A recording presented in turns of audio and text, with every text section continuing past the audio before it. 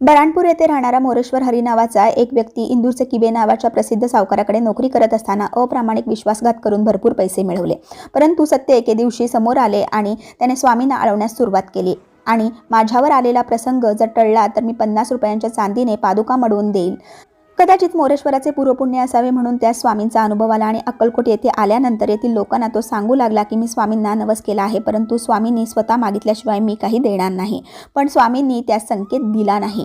पुढे असेच एके दिवशी हे महाशय इतर लोकांना सावकारीच्या मोठमोठ्या फुशारकीने बडायका मारू लागले। स्वामी चिडले आणि त्याच्याकडे बघत बोलले, काय रे, धन्याचे खाऊन पचवलेस आणि सावकारीच्या बडायका मारतोस? लाज नाही वाटत तुला? मोरेश्वराचा चेहराच उतरला। झालेल्या अपराधाची त्याने क्षमा मागितली आणि नवस पूर्ण केला। तुला संकटातून मीच वाचवले आहे, पोकळ बडायका मारू नकोस असा संकेत देत मोरेश्वराचा अहंकार उतरवला। तर मंडळी, या कथेचं तात्पर्यच हे की स्वामींनी आपली चूक माफ केली आहे, म्हणजे आपल्याला सुधारण्याची संधी दिली आहे, हे कायम लक्षात ठेवा। धन्यवाद। श्री स्वामी समर्थ।